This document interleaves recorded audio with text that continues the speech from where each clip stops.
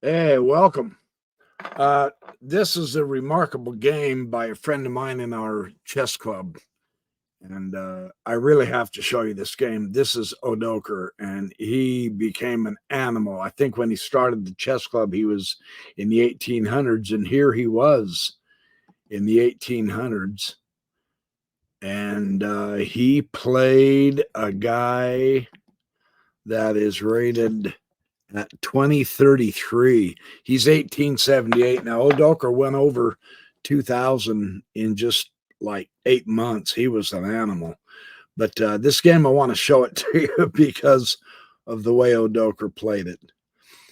He's tempting his opponent already by bringing out the C6 knight. And he really tempts him. And now he bops in there with the queen. Total, absolute, central dominion everywhere. And of course, that's not the end of it, because now he's going to put this pin on. I like that. Pin to the queen. Not bad. Can't move the knight. Can't protect the pawn. Let's see what happens. Breaks the pin. He'll castle queenside, giving that rook a look at the queen. Nice. Here comes the central bump to support. Here comes the central attack to open that up. Okay, now castles. So this changes everything. This will change it. So go ahead and take the central pawn. Pawn takes, knight out. 4 pieces. Notice this. 1, 2, 3, 4, technically 5 to his 3. 4 technically, yes, because I recognize he's got this long diagonal. So 5 to 4. Black, he's ahead in development. Temporary. Here we go. Hit the queen. Queen moves out of the way. Stays in the field. Notice the queen doesn't retreat. Ask the bishop, what are you going to do? Exchange. A potential weakness along the king side, take that central pawn. That's a great move here. Take the central pawn. You got the rook. You castled queenside. That's one of the advantages of the queenside castle, is because it puts you automatically right across from the queen. So that's a fun little tip to remember. Hit the piece. It's pinned against the rook. Take the bishop check. A good forcing move. He has to respond. He retakes with the queen. And now Odoker's got to be careful because he's got this coming down, right? But notice he's only got those 2 pieces and the knight. Odoker's got this magnificent file. Let's see what happens. Bring up the bishop. Double hit the knight. Good last move of the last piece, developing the last inactive piece. Good job. Good job. Takes anyway. Take it. Why not? Let's exchange and simplify. Put it on the file. Go for the checkmate. No, it's not going to be that easy. Are you kidding me? This guy he's playing is good. He's rated over 2,000, right? So king moves over, which is typical. You got to protect this guy, right? You got this coming down. There's no reason not to. You got to protect him. Rook comes over. Good coordination, rook. What do you do when this happens? Because you can't just let him take the pawn. All right, push the pawn. Duh. No problem. Rook comes back over. Remember, you got the queen sitting here. You also have this rook that can come over here and down, right? This guy's got to get developed coming up quick. Odoker's got a piece here. He's got to start getting involved. King will move over. Queen will move over. Look at this. It's quite an attack. Where are all of the pieces protecting the king, right? bump the square. Anyway. Oh, rook behind the queen doing a battery. Oh, rook behind the queen. Look at this. Okay, so this is the Alcan gun in reverse. Usually the queen is back here, right? But in this case, this works if he can pull it off because he's got a rook and a queen and a rook.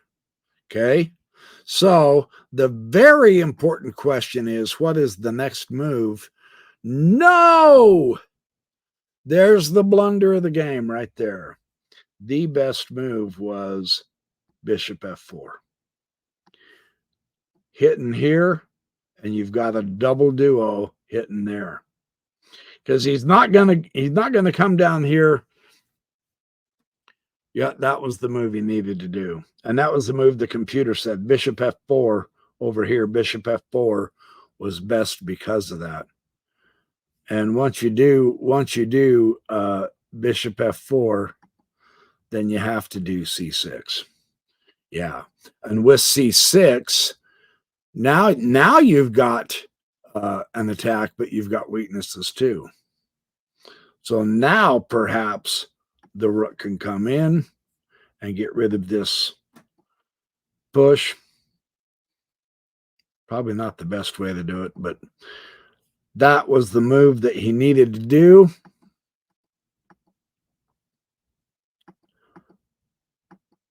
Oh, whoops, sorry. I'm going back too far. Okay, so the queen comes over. Sorry, I got out of the analysis. I'm new at this electronic stuff, so you'll have to bear with me. Now the Alcan gun, and then the and here's where white resigns, because he's already gotten a rook. If nothing else, he gets a rook and a queen out of this. The queen will take, and then the rook will take. And so what you have is a rook and a knight against a rook and a bishop. You also have 1, 2, 3, 4, 5, 6 pawns against 1, 2, 3, 4, 5 pawns. So the end game would be highly favorable Odoker. That's an interesting.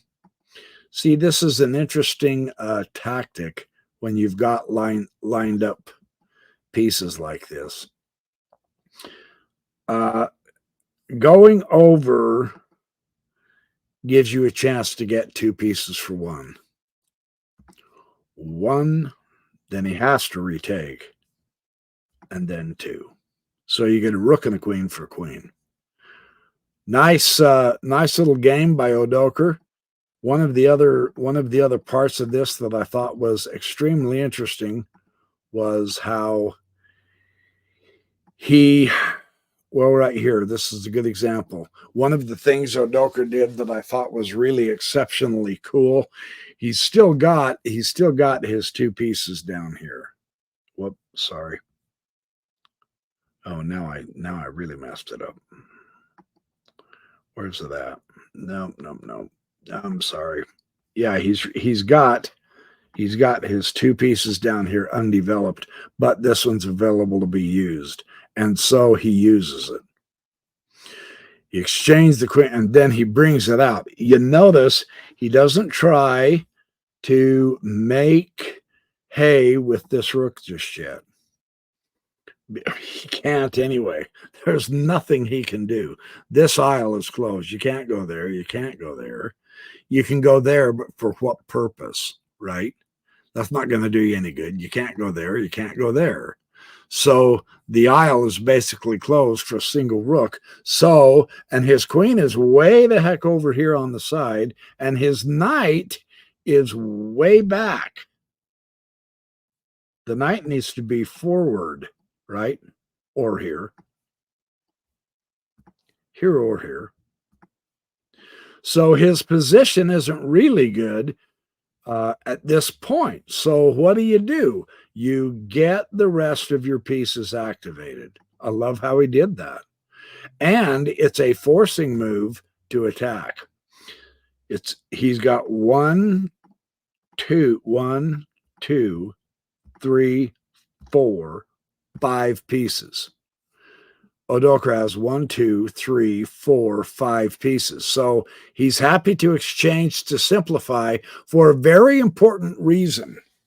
Can you see what the reason is? It's true that these pieces are coming in hard, but Odoker has the open file. And that made all the difference.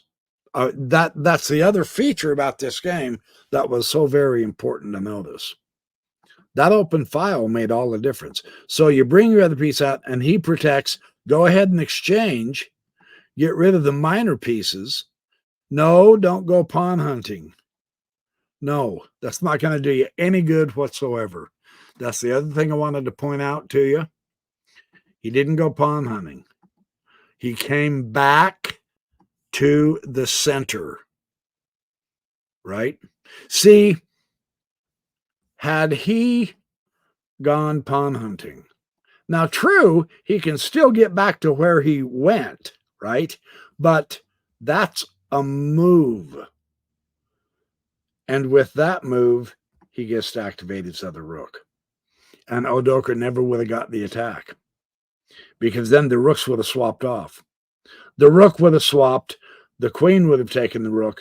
This rook would have come over, and then the queen could have moved out of danger. Yes, he would still have the open file, but now a rook is off the board, right?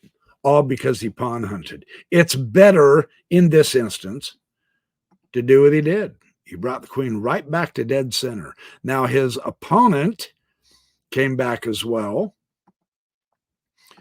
and they continued on, and then he tried to have an attack, and Odoker was good at putting it off, and then he moved just over like we already saw. So bumping up the rook to protect this pawn from the queen was good. It was excellent. And then, of course, once that's done, then you can bring the other rook under. Yeah, you can double up the rooks and put the queen in front. And that's the difference. He had 3 in the row, and he only had 2. Fun game. Fun game. Very instructive game. You got the rook for the queen. So there's your chess game for today. Congratulations, Odoker, for an excellent win. Fun to watch your chess games and analyze them a little bit and take a look. This is about the 50th or 60th game of Odoker that was exceptionally good. So I will bring more of his materials to you as I have time. In the meantime, remember, be good, do well, have fun, study lots of chess, play lots of chess. We're having fun. We're learning. We're improving our lives. We're feeling better about ourselves, and smile. It makes people wonder what you've been up to. I know I say that a lot, but it really does. And you can kind of have a little bit of fun with them. So. All right, you guys, I will see you in the next chess video. Yeah, coming up shortly.